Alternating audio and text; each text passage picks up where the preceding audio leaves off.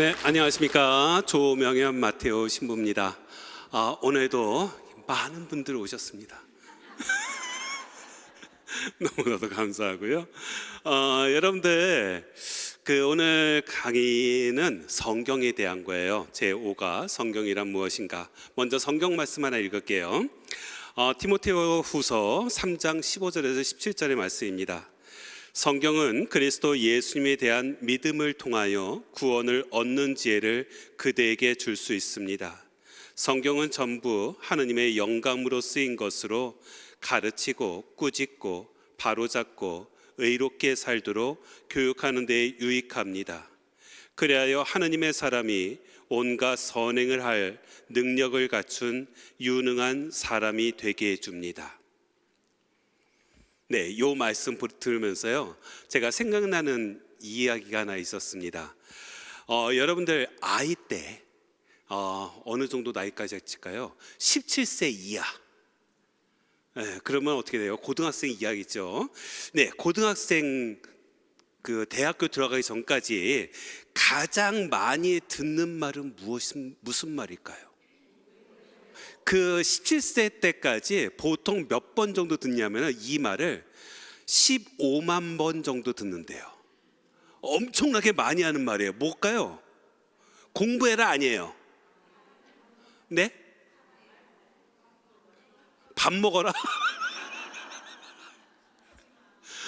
네, 지금 나왔어요.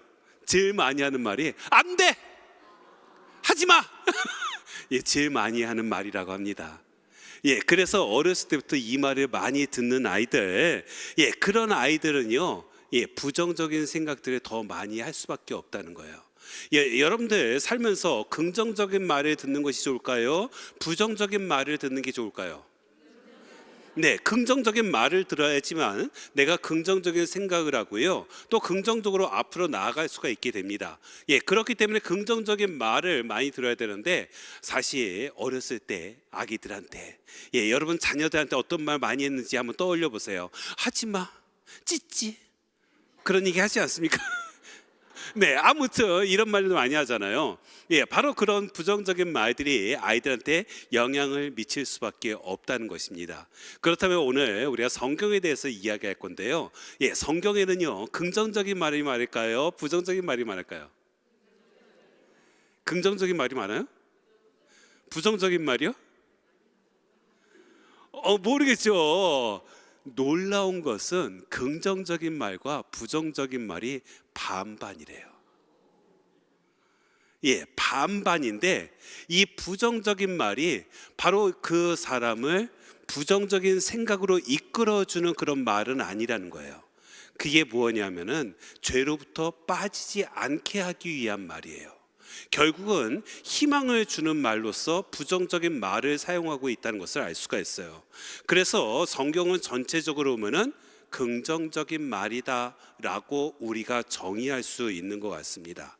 예, 그래서 이 성경은요, 긍정적인 생각이 많이 들어있어요. 예, 그런데 이 성경을 통해서 우리가 또 얻을 수 있는 것이 있습니다. 이것이 심리학적으로 어떤 실험에서 나온 결과인데요. 미국의 어떤 심리학자들이 어느 학교를 대상으로 IQ 테스트를 합니다. 예, 그래서 IQ 테스트를 하고 나서 그 결과를 선생님들한테 얘기를 해줘요. 이 학교에서 아주 뛰어난 아이 10명이 있었어요. 그래서 10명의 이름을 막 얘기해 줍니다. 예, 그러면서 이 아이는 정말 특별한 아이고 이 아이가 아마 이 학교에 명예를 드높일 겁니다. 예, 그런데 이 아이한테 너 머리 진짜 좋대 라고 말해주면은 이 아이가 교만해질 수 있고 잘못된 길로 빠질 수 있으니까 절대로 그런 말을 하면 안 된다고 라고 이야기한 거예요. 예, 선생님들은 그 10명이 누구인지 잘 알고 있었습니다. 그죠? 예, 그래서 그 10명을 두고서, 예, 이제 선생님들은 너 머리 좋대 이런 말은 하지 않지만은 관심 갖고 봤을까요, 안 봤을까요?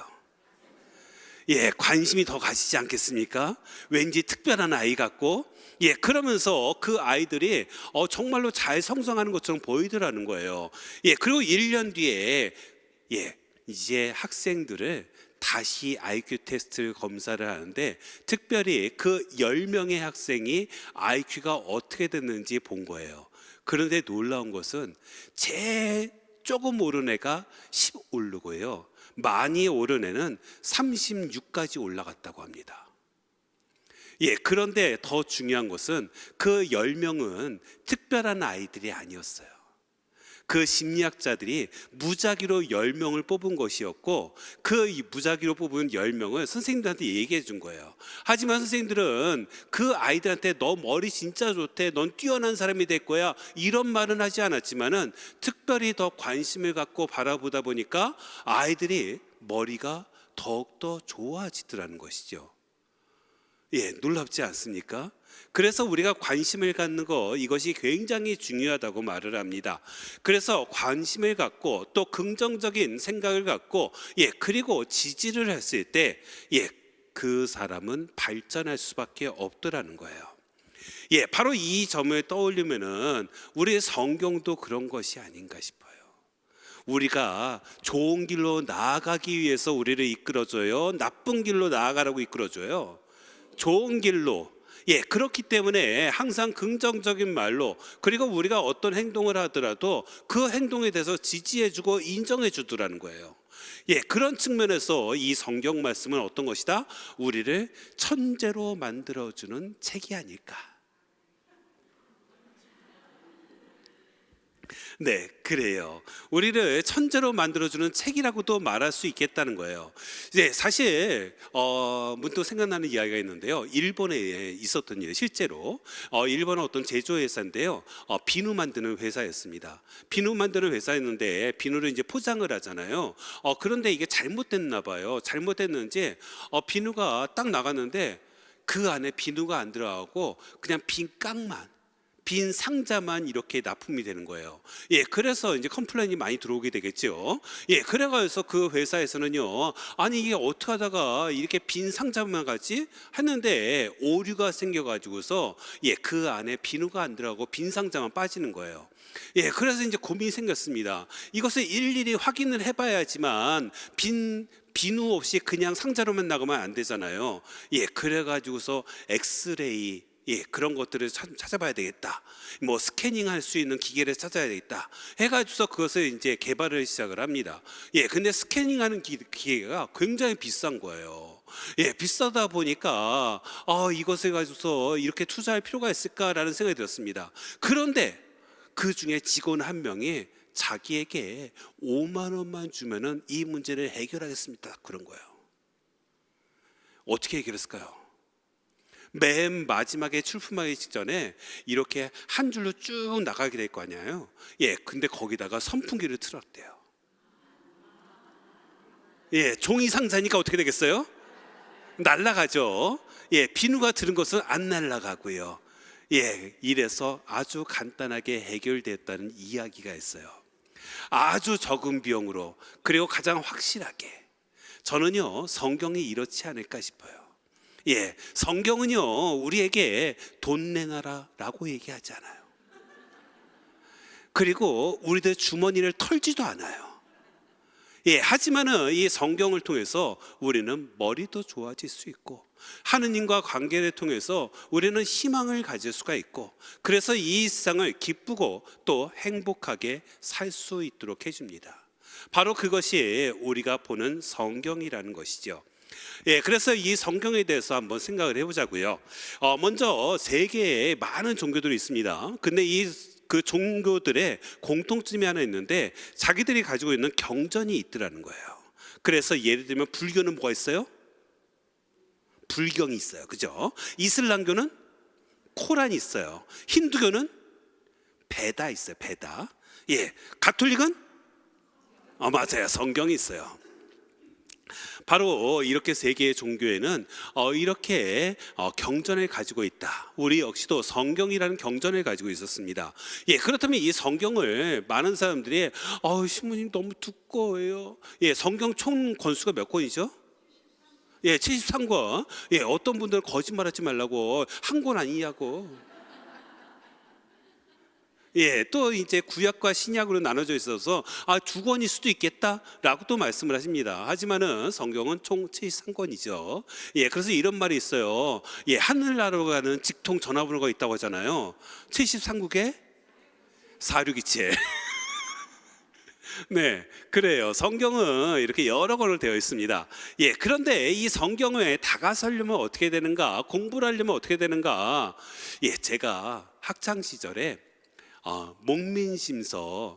목민심서에 대한 레포트를 쓸 일이 있었어요.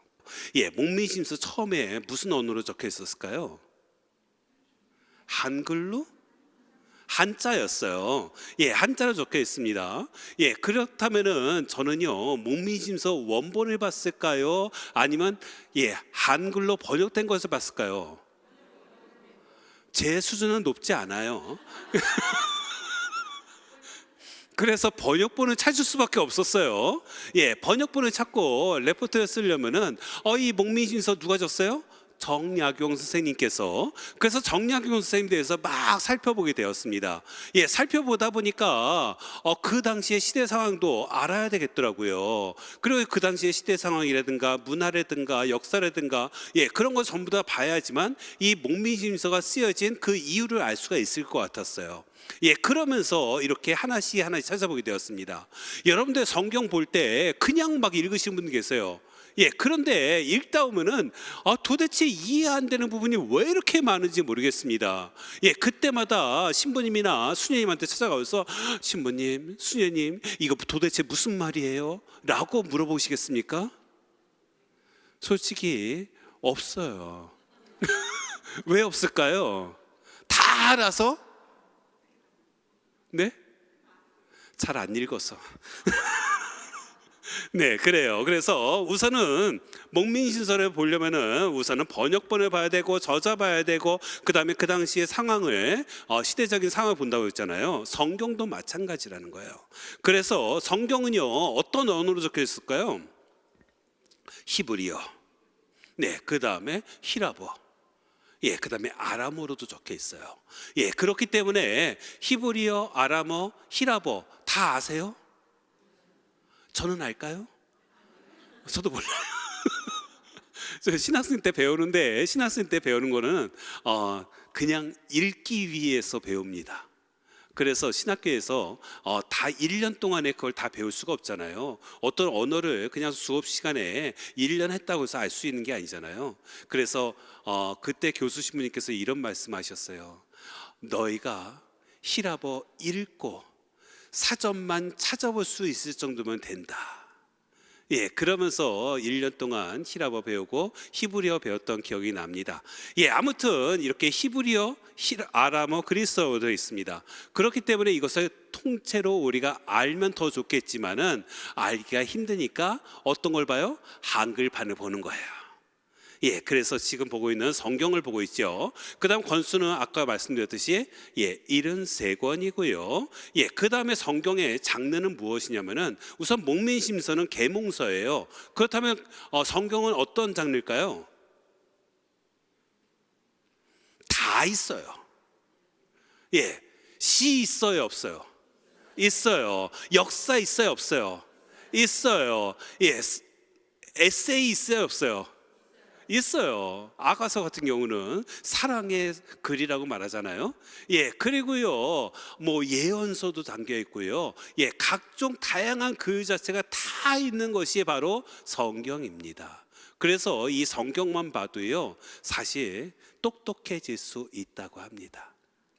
여러분 책을 볼 때요 다양한 장르의 책을 보면은 두뇌가 이렇게 활성화가 된다고 그래요. 그래서 한쪽만 활성화되는 게 아니라 이 두뇌에 담당하는 부분들이 다 다르잖아요. 그래서 다양한 부분이 활성화될 수 있다고 합니다. 성경만 읽어도 다양한 장르를 다 볼 수가 있어요.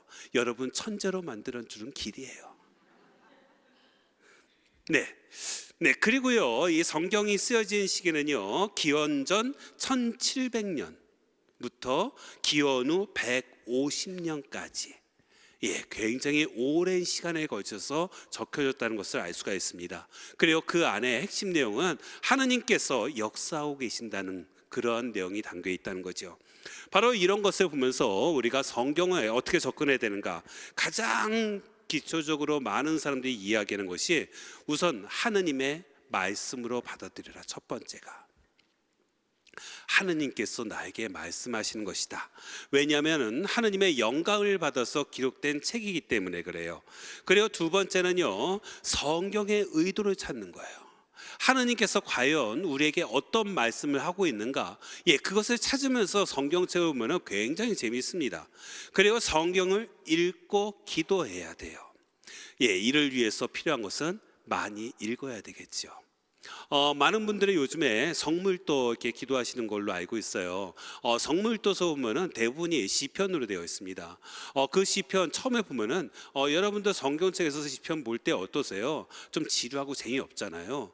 그런데 성물도에서 계속 하다 보면은 그 시편 말씀이 얼마나 내 마음을 콕콕 찌르는지 몰라요.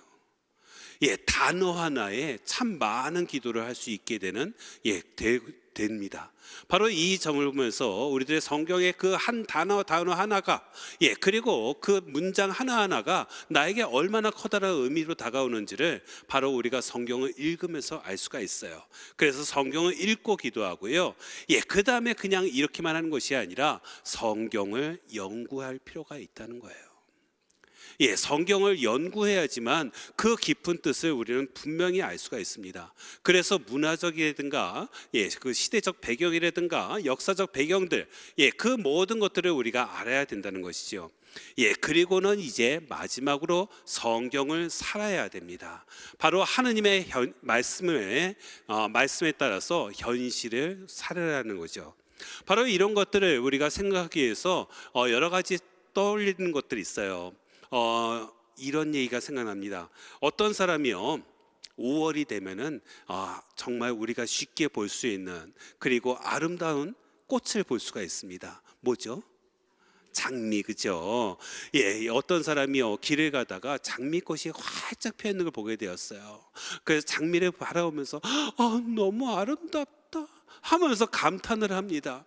그래서 가까이 가요. 가까이 보려고 가까이 가니까 글쎄 장미향이 확 풍기는 거예요. 우와, 향기도 너무 끝내준다 그랬습니다. 이렇게 가까이 가서 냄새까지 나니까 그 다음에는 그 장미를 한번 만져보고 싶은 거예요. 그래서 딱 만지니까 어떻게 알았지? 가시 찔리고 갑니다. 그러니까 이 사람이 피가 났어요. 그래서 이 사람이 막 짜증이 나는 거예요. 이렇게 아름다운 장미인데, 이렇게 아름다운 그 좋은 향기를 품는데, 그런데 이 가시는 도대체 왜 있는 거야? 하면서 막 짜증을 내기 시작을 해요. 그래요. 바로 우리는요, 감사할 것들이 굉장히 많은데도 불구하고 짜증나는 그 한 가지 때문에 그 장미 자체가 싫어질 수도 있더라는 거예요. 그래서 우리가 제일 중요한 것은 삶 안에서 감사하는 것이 제일 중요하다고 합니다. 감사는 무엇이냐면은 여러분들 매일같이 밥하시잖아요. 밥하면은 이제 전기밥솥에서 막 따깍따깍따깍 하다가 삐 하면서 뭐 빼잖아요.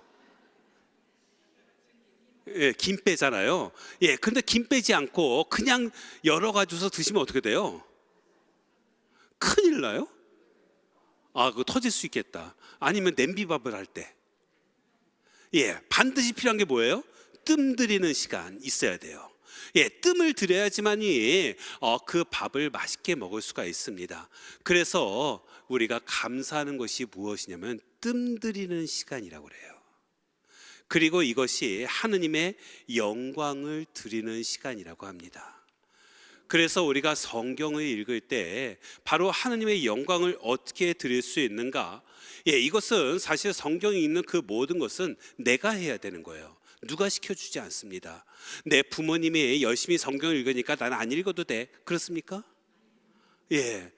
저한테 이런 분 계시더라고요. 어떤 자매님이 저를 찾아왔어요.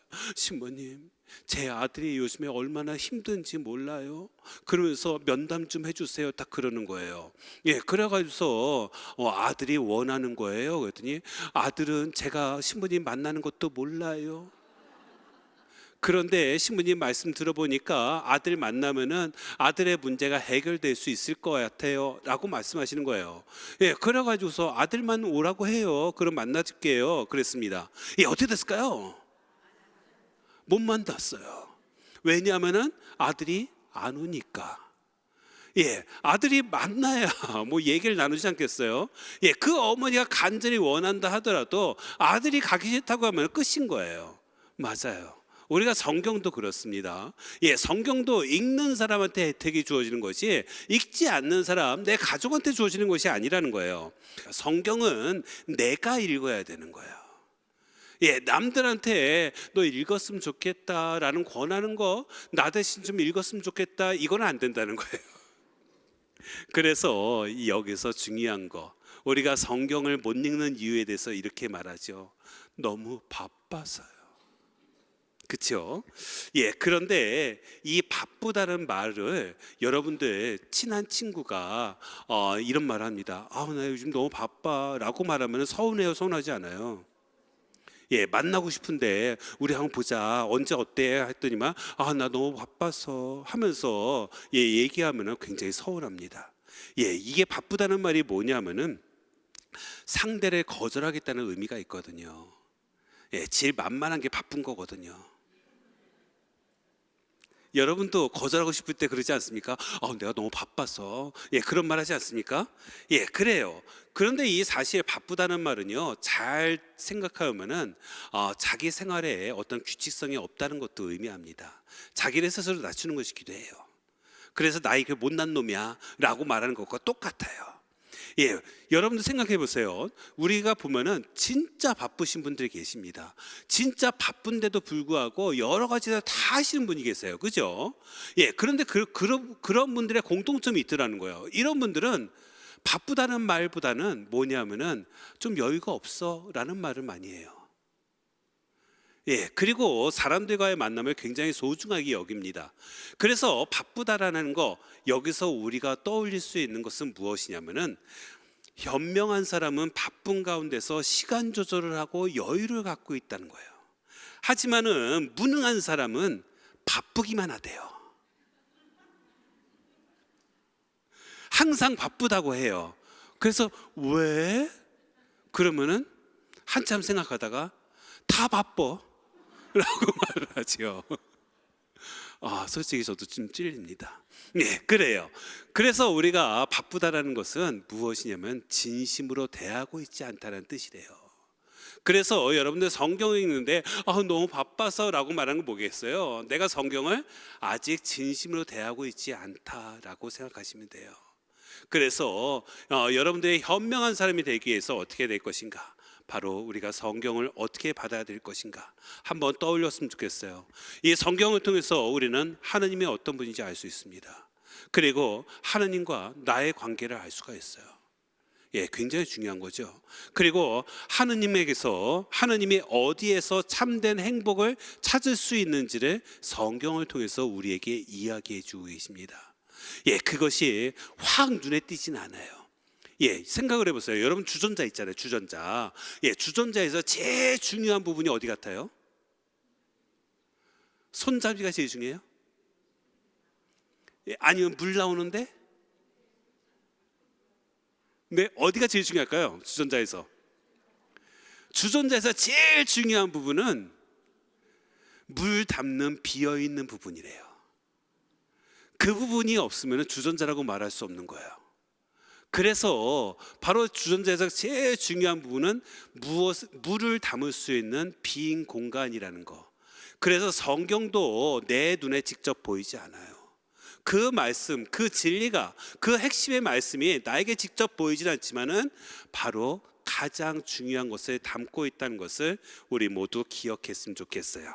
예, 그래서 우리 가톨릭 계시에 하느님께서 당신 자신을 직접 보여주시는 그 계시에 두 원천이 있다고 하는데, 첫 번째가 바로 성경이라고 말을 합니다. 그리고 또 하나가 뭐 있어요? 그게 뭐냐? 성전이라고 말해요. 예, 성전이 뭐겠어요? 여기 성전?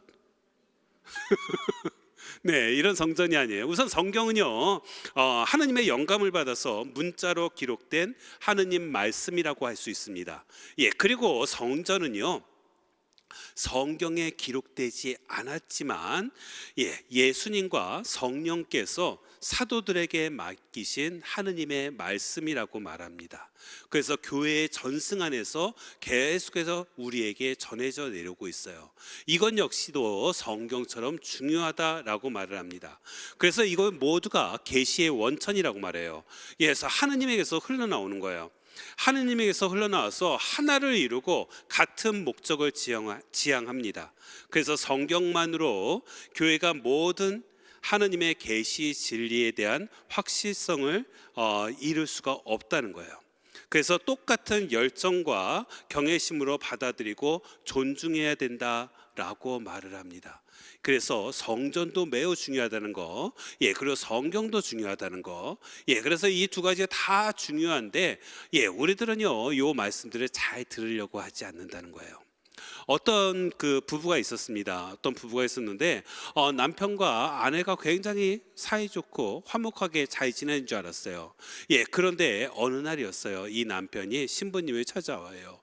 그러면서 굉장히 고민스러운 표정을 지으면서 신부님한테 말합니다. 신부님, 우리 어떡하죠?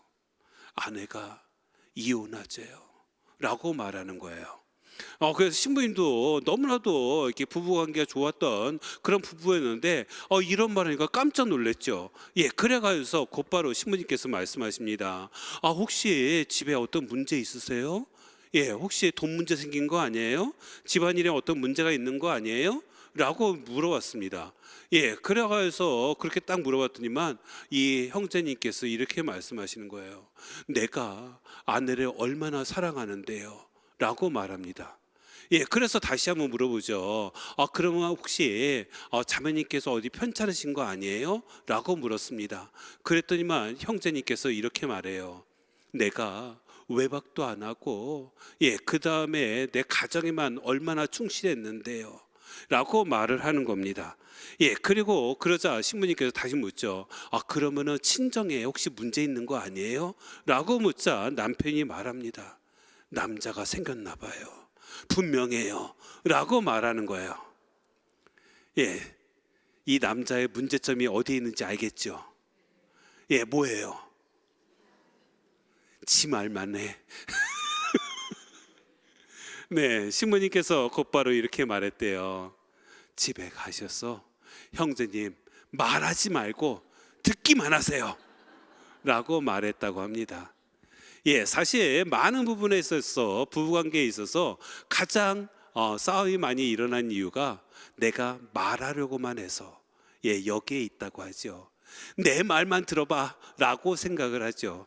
그리고 상대방을 설득하려고 합니다. 하지만은 상대방은 그 말만 듣다가 짜증이 나고 이 사람과 함께 할 수 없다라는 생각을 가질 수밖에 없어요. 그렇다면 성경은 어떤 걸까요? 내 말만 하는 걸까요? 아니에요. 성경은 들어야 된다는 거예요. 그래서 우리가 성경을 잘 들어야 된다는 이유를 우리가 미사 중에서도 알 수가 있어요. 여러분 독서하고 복음 있잖아요. 그때 우리 신자들은 어떻게 해요? 일어섭니다. 왜 그럴까요? 잘 들으라고. 앉아 있으면 어떻게 돼요? 편하니까 딴 생각해요. 강론할 때 앉아 있어요? 서 있어요? 딴 생각 좀 해도 된다는 거예요. 하지만 우리가 주님의 말씀, 하느님의 말씀은 이 성경을 읽을 때, 독서와 복음일 때는 하느님께 집중하라고, 들으라고 서 있는 것입니다. 바로 이것을 우리가 생각해 봤으면 좋겠어요. 그래서 이제 성경에 대해서 좀 보죠. 우선 성경은요, 거룩한 책이라고 말합니다. 하느님께서 당신을 인간에게 드러내시는 책이에요. 그래서 인간의 구원과 그리고 사랑의 약속을 담은 책이라고 말을 합니다. 그래서 특별히 요한복음 20장 31절에 그 성경의 목적에 대해서 나와요. 예수님께서 메시아이시며 하느님의 아드님이심을 여러분이 믿고 또 그렇게 믿어서 그분의 이름으로 생명을 얻게 하려는 것, 이게 모든 성경의 핵심이에요. 그리고 그 내용은요, 하느님이 있어요. 그 다음에 예수 그리스도가 있고요. 그리고 인간과의 상호관계에 대해 적혀 있고요. 그리고 예수님의 생애와 그분의 말씀, 행적을 통한 가르침을 담고 있는 것이 성경입니다. 그래서 비록 인간의 손에 의해서 쓰여졌어요. 하지만 하느님께서 인간의 지성과 의지를 움직여서 당신께서 직접 쓰신 책이다라고 우리는 믿습니다. 그래서 이 성경의 원저자는 누구라고요? 하느님이다라고 우리가 말할 수 있다는 것입니다. 그래서 성경은요, 뭐 총 73권이지만은 그 구약과 신약으로 크게 나눌 수가 있습니다. 그렇다면 먼저 구약 성경을 보죠. 구약 성경은요, 하느님께서 이스라엘 민족을 통해서 이루셨던 인간 구원의 역사를 기록한 책입니다. 하느님께서 한 민족을 선택했어요. 누구? 이스라엘 민족을. 그런데 그 이스라엘 민족이 어디에서 종살이를 했어요? 어디서? 이집트에서. 이집트에서 종살이를 했던 그 이스라엘 백성을 하느님께서 결정적으로 구출을 해줍니다. 하느님께서 결정적인 힘을 거기다 쏟아줘요. 그래서 그 민족이 해방을 맞게 됩니다. 그러면서 이제 이스라엘 백성과 계약을 맺잖아요. 그렇죠. 그래서 레위기 26장 12절 보면은 나는 너희와 함께 살아가면서 너희 하느님이 되고 너희는 나의 백성이 될 것이다 하면서 계약을 맺어요. 그래서 이스라엘 백성은 하느님만을 보고 하느님만을 믿고 하느님만을 따라야 되는 민족이 된 거예요. 그래서 이 계약을 무슨 계약이라고 말하느냐? 구약이라고 말하는 거예요. 옛 계약. 그래서 구약은 이스라엘과 하느님이 맺은 계약이 담겨 있다라고 생각하면 돼요. 그래서 구약을 옛 계약이라고 말을 합니다. 그래서 그 내용은 앞서도 말씀드렸듯이 하느님께서 이스라엘 백성을 통해서 인류 가운데서 실현하시려는 계획이 무엇인지, 하느님 백성은 어떻게 살아야 되는지 이 계약을 통해서 밝혀주고 계세요. 그래서 먼저 이스라엘 백성을 선택하셨고 그들과 함께 구원 역사를 이루어가면서 장차 온 인류를 구원하시려는 하느님의 손길을 볼 수가 있는 것이 바로 구약이에요. 그래서 구약은 신약을 준비했다라고도 말할 수 있는 것 같습니다. 그래서 사실 이 하느님의 섭리를 이해하기는 굉장히 어렵습니다. 제가 한번 문제 좀 내볼게요. 대학에 합격하는 꿈을 5글자로 한번 표현해 보세요. 대학에 합격하는 꿈. 재수 없는 꿈. 맞죠? 대학에 곧바로 합격하면 재수 안 하잖아요. 그래요. 바로 우리가 이거를 단번에 맞추기는 하면 어려워요. 그죠? 나중에 답을 알고서야 그렇구나 라고 생각하잖아요.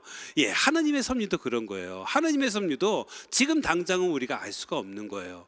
구약시대에 그 이스라엘 민족도요, 그 당시에는 이것이 하나님의 섭리인지 몰랐어요. 하지만 시간이 지나면서 이것이 하나님의 섭리였구나, 하나님의 은총이었구나 라는 것을 깨닫게 되었다는 것이죠.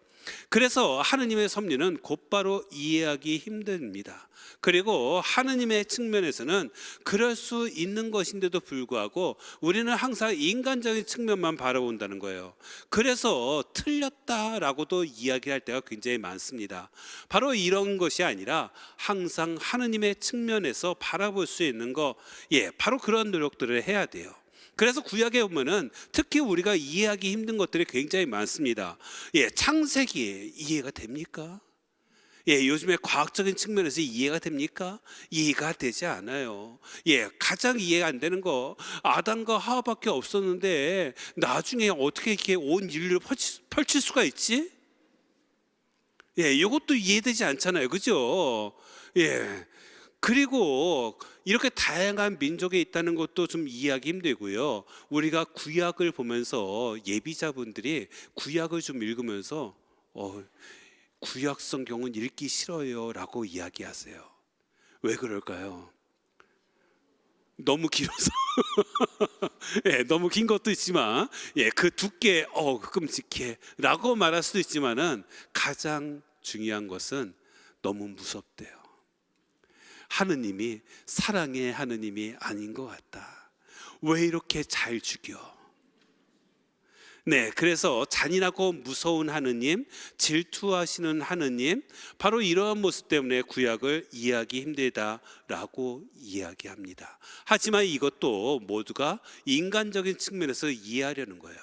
그래서 하느님의 섭리는 인간적인 측면에서 이해할 수 있는 것이 아니라 바로 하느님의 관점에서 이해할 수 있도록 노력해야 된다는 것이죠. 그래서 성경은 바로 그런 측면에서 우리가 바라볼 수 있다는 거. 그래서 구약 성경은요, 총 46권인데 내용에 따라서 모세오경이 있고 역사서 있고 시서 있고 지혜서 있고 예언서 있고 이런 식으로 크게 나눌 수가 있습니다. 네, 이제 신약성경을 볼게요. 신약성경은 이제 사람들이 많이 궁금해한 것은 신약성경과 구약과 어떤 연관점이 있는가? 나는 구약의 하느님은 너무 무서운데 그냥 신약의 예수님만 믿으면 안 되냐고 그렇게 말씀들 하십니다. 그렇다면 이 구약과 신약은 왜 따로 있을까? 구약, 옛 계약과 새로운 계약, 이건 도대체 무엇인가? 라고 우리가 생각해 볼 수가 있어요. 이것에 대해서 바티칸 제2차 바티칸 공의회 계시연장 16항에 잘 적혀 있습니다. 신구약 성경에 영광을 주신 분이시고 그 저자이신 하느님께서는 신약이 구약에 숨어 있고 신약이 구약이 드러내도록 지혜롭게 마련하셨다. 그래서 신약과 구약은 연결된다는 거예요. 구약 성경 안에도 신약의 내용이 숨겨져 있고 그리고 신약 성경 안에 구약의 내용이 드러나게 된다는 것입니다. 그래서 절대 따로따로 봐서 되는 것이 아니라는 거예요. 그래서 구약의 계시를 통해서 이스라엘 민족과 맺으신 계약을 확대해서 모든 민족들을 상대로 새 계약을 맺겠다라고 예수님께서 약속하셨죠. 그리고 예수 그리스도를 이 세상에 보내셨습니다. 그리고 그 아드님을 통해서 모든 인간의 구원을 위한 새로운 계약, 이것이 신약이에요. 이것을 맺게 돼요. 그렇다면은 이렇게 새로운 계약을 맺은 우리들은 과연 어떻게 할 것인가? 여러분들 제가 어느 책 보니까 직원을 뽑을 때 원칙이 있다고 하더라고요. 여러분들도 한번 직원 뽑을 때 이렇게 하는 걸 맞겠다라고 한번 생각되면은 한번 생각을 해보세요. 우선 첫 번째는요, 딱 들어왔을 때 아주 환하게 웃는 사람을 뽑아야 된대요. 환하게 웃는 사람이 그래야지 긍정적인 효과를 일으킬 수 있다고 합니다. 맞는 것 같죠? 그리고 두 번째는요, 관심이나 취미가 공통사항이 있는 사람을 뽑으래요. 그래서 그 뽑으려는 사람이 자기와 취미가 아니면 공통적인 관심사가 있어야지만이 그 여유 시간이 있을 때 그때 대화가 통할 수 있다는 것이죠. 그리고 세 번째는요, 어느 한 분야라도 1등을 해본 사람을 뽑으래요. 어느 한 분야라도. 그래야지만 자신감을 갖고 일을 할 수 있다고 합니다. 매번 꼴찌만 했어요. 이 사람은 패배의식에 강해서 그 조직에서 제대로 일하기가 힘들다고 그러는 거예요. 이것이 굉장히 어쩌면 주님과의 우리도 비슷하지 않을까라는 생각이 들었어요. 예수님께서는요, 웃는 사람을 좋아하실 것 같아요? 우는 사람을 좋아하실 것 같아요? 그래요. 맨날 짜증내면서 나 너무 힘들어요, 왜 나만 미워해요? 하면서 주님한테 이렇게 얘기하면은 주님도 좀 짜증이 나지 않을까 싶어요. 그래서 웃는 사람, 긍정적인 사람, 바로 그 사람에게 주님께서는 더 커다란 은총을 주실 거예요.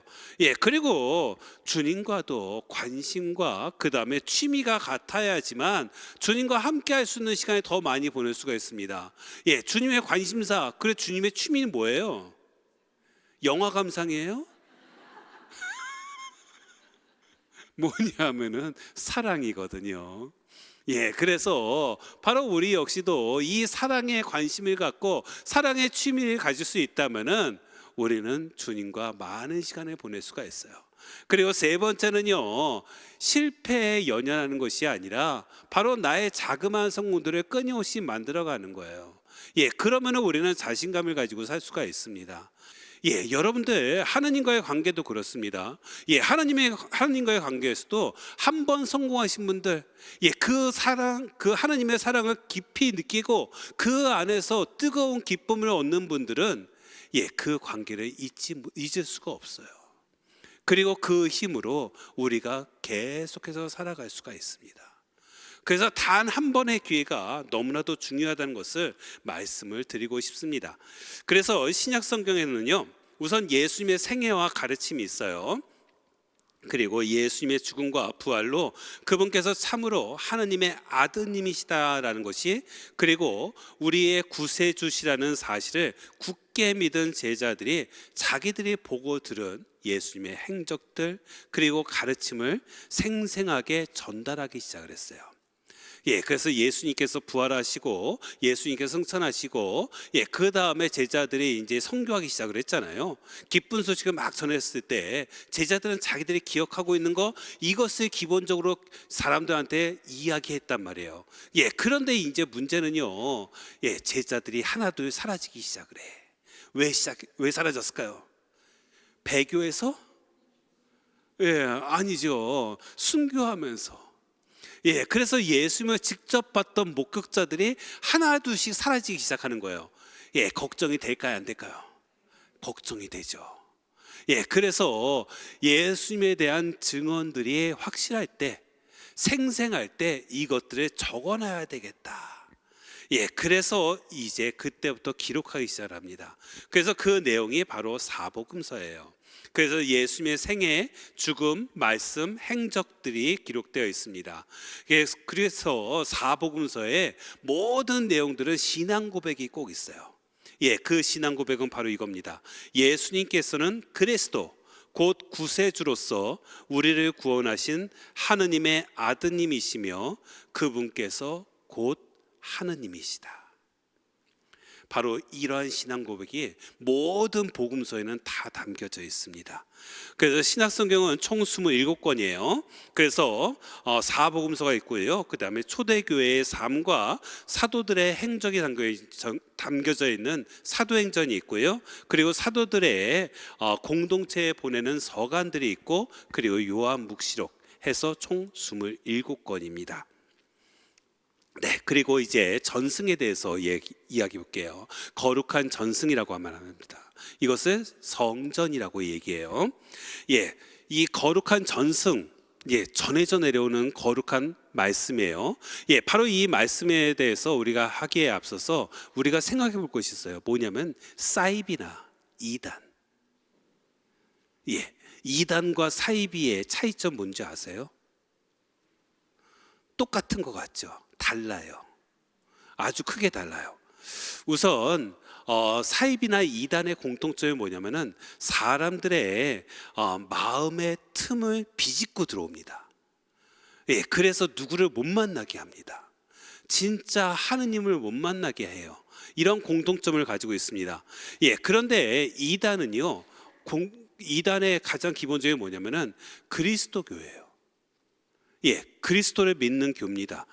그런데 자기 마음대로 그 내용들을 해석하고, 그러면서 하느님을 분명히 믿는다고 말하지만은 그 안에서 이상한 것들을 이야기해요.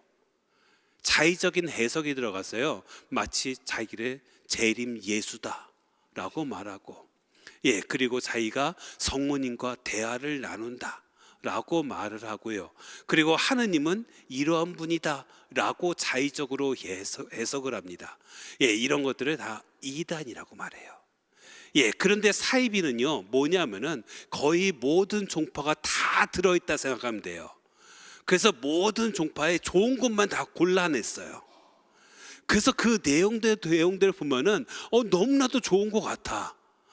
그런데 바로 그래서 이제 사이비 종교를 뭐라고 말하냐면 유사 종교라고 말하잖아요. 그래서 그리스도교라고 편입하기가 힘든 거예요.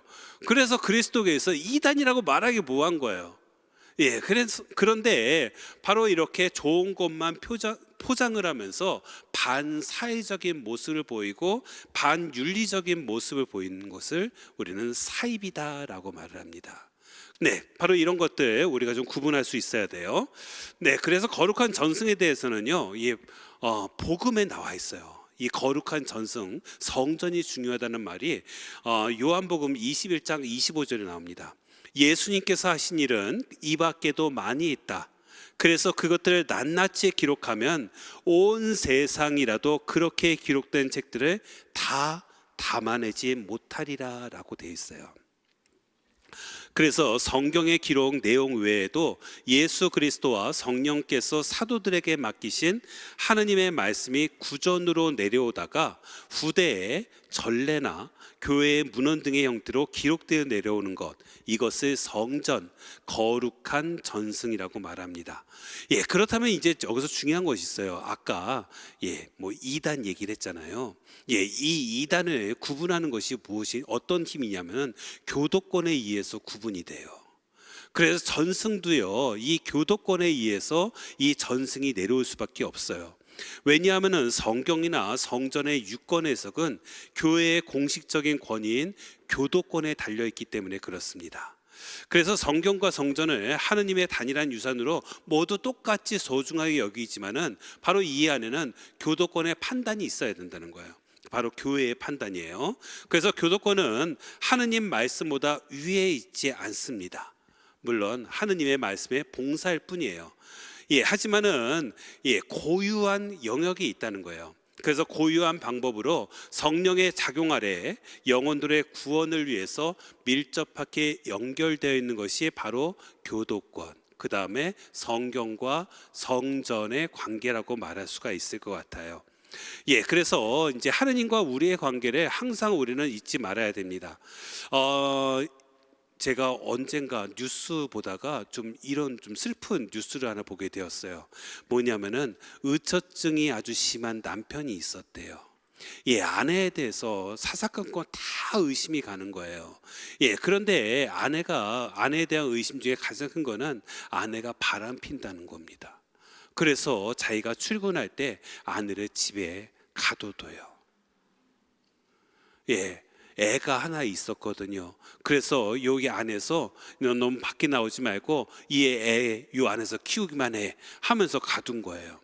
그리고서 저녁이 되면은 이제 집에 들어가서 아이랑 또 이제 아내랑 같이 생활을 하고 이렇게 생활하다가 어느 날 이 남편이 아내를 죽입니다. 죽인 이유가 뭐냐면은 살해한 이유가 아내가 외간 남자하고 이불 속에서 뒹굴었다고. 문 잠갔는데. 그런데 나중에 알고 보니까 뒹군 건 누구냐면은 갓난아기였어요. 갓난아기를 뒹굴면서 이불 속에서 뒹굴면서 놀고 있었던 거예요. 근데 그것을 외간 남자랑 뒹굴고 있다고 그래서 아내를 죽인 겁니다. 이것이 실제 뉴스에 나온 거예요. 그래서 제가 이걸 보면서 이런 생각이 들었습니다. 의심하는 것이 가장 무서운 거구나.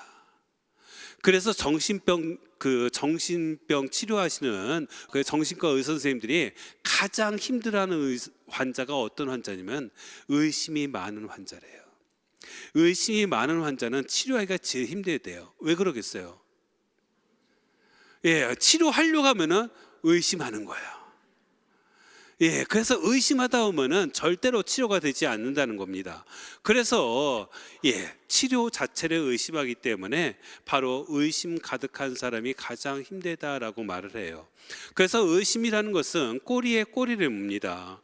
그래서 이 의심을 없애기 위해서는 첫 번째 의심에서 과감하게 끊어버려야 된다는 거예요. 그래서 배우자에 대한 것도 마찬가지예요. 가장 가까운 사람들 내가 의심하고 하는 것들 있잖아요. 그래서 초반에 끊어야 되는데, 우리는 많은 사람들이 이런 생각하는 거예요. 배우자 그 관계들, 부부간에는 100% 서로 공유해야 된다. 맞습니까? 아니래요. 100% 공유를 하게 되면은 항상 이 안에서 의심이 생길 수밖에 없다는 거예요. 그렇다면은 한 몇 퍼센트 공유하면 될까요? 70%? 50%요? 몇 프로 공유해야 건강한 부부 생활할 수 있냐면은 10% 공유해야 돼요. 10%를 공유하고 그리고 나머지 90%는 믿어주고 자유롭게 놔둬야 된대요. 그래야지만 서로가 건강하게 살 수가 있다고 합니다. 만약에 이 10% 이상을 같이 공유해야 된다고 하면은 상대방에 대해서 집착하기 시작한대요. 뭐 얘기 들어보니까 50%요? 얼마나 집착을 많이 하고 계신 거예요? 네, 제가 이것이 굉장히 커다란 공감이 되는 것은 하나님께서도 우리를 믿어주고 계신다는 거예요. 그래서 우리를 이렇게 자유롭게 놔두고 계신 거예요. 그래서 하나님과 우리가 정말로 공유하는 것은 한 10%도 안 될 것 같아요. 특히 내가 나의 측면에서 그 공유하는 것을 끊임없이 거부하는 것 같습니다. 가장 큰 이유는 바빠서요. 가장 성의 없는 말이라고 했잖아요. 바쁘다는 이유로 하나님과 공유하지 않아요. 하나님께서는 우리에게 많은 것을 내어놓으라고 하지 않습니다. 딱 10%만. 그래서 성경에서도 구약 성경에도 11조도 10분의 1이잖아요. 그래서 우리가 마음을 봉헌하는 것도 하나님께 온전하게 봉헌하는 것도 10%면 충분해요. 그런데 하나님께서는 그것을 보시고 바로 우리의 90%를 믿어주고 우리를 자유롭게 놔두신다는 거예요. 바로 그 모든 것들이 이 성경 안에 담겨 있어요. 성경을 읽으면 읽을수록 하나님의 사랑이 얼마나 큰지, 하나님께서 우리에게 얼마나 가까이 다가오고 싶어 하는지, 그리고 우리를 자유롭게 놔두기 위해서 진정한 행복과 진정한 기쁨을 위해서 우리를 풀어놓고 계신지를 우리는 깨달을 수 있는 것 같습니다. 오늘 우리가 성경에 대해서 이야기했어요. 우리 성경 말씀 단순히 두껍다 하고 그 단순히 옛날 얘기야 하면서 우리가 버려두는 것이 아니라 다시 한번 성경을 펼쳐 보았으면 좋겠습니다. 이 성경을 통해서 내가 보다 더 나은 존재가 될 수 있고, 성경을 통해서 보다 더 기쁘게 살 수가 있고, 성경을 통해서 보다 더 행복하게 살 수 있습니다. 모두 성경 안에서 이러한 기쁨과 행복을 누리셨으면 합니다. 감사합니다.